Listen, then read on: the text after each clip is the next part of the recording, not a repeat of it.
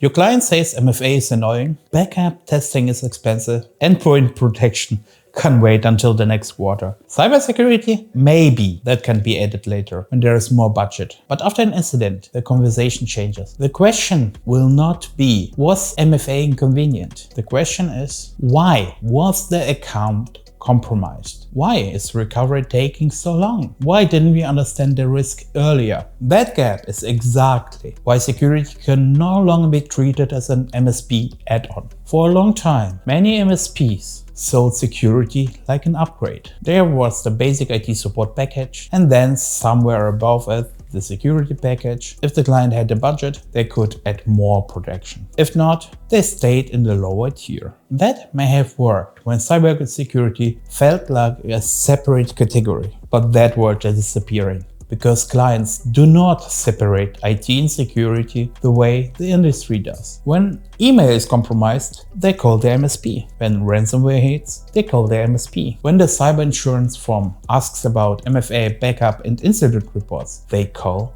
the MSP. They may not have bought the security add-ons, but they will still expect answers. That is the uncomfortable part. In my view, security is no longer just another service line. It is becoming the baseline of trust between MSP and client. And if you frame security as optional, do not be surprised when the client treats it like an upgrade option. The problem is not that clients are stupid or careless. The problem is that security is often explained in a language they do not understand. Many MSPs lead with tools. They talk about EDR, MDR, conditional access monitoring, immutable backups, and phishing simulations. All of these things matter. But most business owners do not wake up thinking, I hope we have better endpoint security today. They are thinking, can we keep operating if something goes wrong? Are our customers' records safe? Would be our insurance actually responding? Could one employee mistake shut us down for a week? That is the language clients understand. They do not buy EDR. They do buy less risk. They do not buy backup. They buy recovery. They do not buy MFA. They buy control over who can access the business. And they do not buy cybersecurity because they love cybersecurity. You do. They buy it because they want it to protect revenue, reputation, contracts, and continuity. That is the shift. Security is not a tool conversation first. It's a business risk conversation. Take cybersecurity as an example. A client receives a questionnaire. It asks whether MFA is enabled for email, admin accounts, and remote access. It talks about backup, endpoint protection, and incident response. Suddenly, security is no longer a technical preference. It is tied to coverage, liability, and whether the business can honestly say it has the right controls in place. Cyber insurance does not replace security. It assumes security.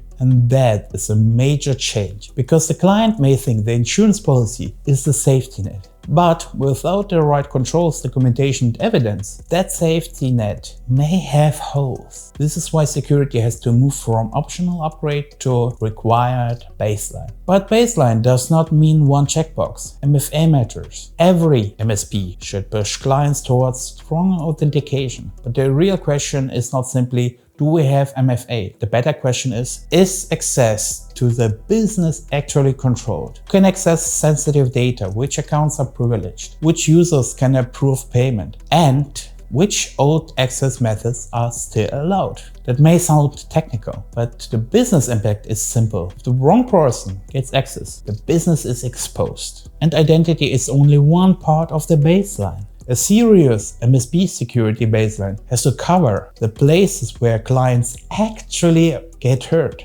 Email, endpoint, recovery, monitoring, and response. Because attacks often begin in emails, users still clicks and downloads things. Prevention can fail. And a control nobody watches is not a control a client can rely on. This is where many MSPs get caught within two bad options. Some sell almost nothing and still code security.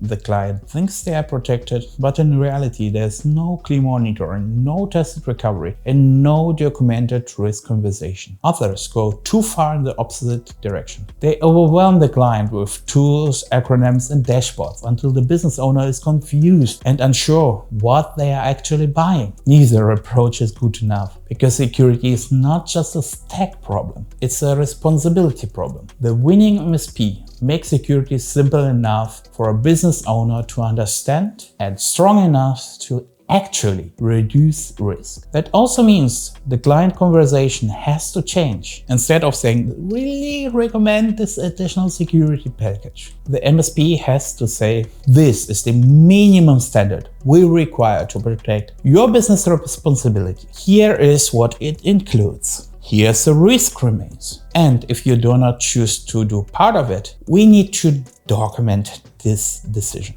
The last part is critical. If a client rejects a baseline security control that cannot disappear into an email thread, it has to become a documented risk decision. The MSP can advise, the MSP can explain, the MSP can recommend. But the client owns the business risk, and the MSP should not accidentally own risk the client refused to reduce. This is not fear-mongering, it's a diary. For example, if a client says, we are too small to be targeted, do not throw a wall of statistics at them. Make it concrete. You use Microsoft 365 for emails and files. Your team sends invoices. Your finance person approves payments. Your customer data sits in cloud systems. Your staff receives phishing emails. Your business runs on technology. That means cyber risk is a business risk. This is much harder to ignore or imagine.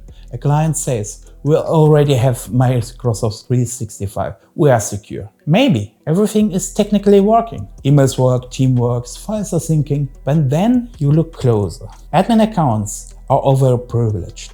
Old access methods are still allowed. Nobody is reviewing alerts. Backups are assumed, not tested. The system is running, but a running system is not the same as a secure one. That is the difference MSP have to explain. Security is not about selling fear, it is about selling readiness. You cannot promise that nothing will ever happen. No serious provider should promise that. But if you can help the client reduce the likelihood, reduce the impact, and recover faster when something does happen, security is not just about preventing incidents. It is about making sure one incident does not become a business crisis. And that is why security is no longer optional. Not because every MSP has to become a full MSSP overnight. Some capabilities can be partnered, outsourced, or phased in. But the baseline, the responsibility model, and the client conversation cannot be avoided. Security now affects insurance, compliance, contracts, reputation, downtime, and whether the client can keep operating. This is why security is not the premium package anymore. It is a baseline of trust. And MSPs that understand that will not just deliver better protection, they will leave better client relationship. If you are interested in these topics, this is exactly what we talk about at MSP Global, Europe's only international managed service provider event. And I would love to hear your view in the comments. Where do you draw the line with clients? Which security controls should not be negotiable for every single MSP customer? Let me know.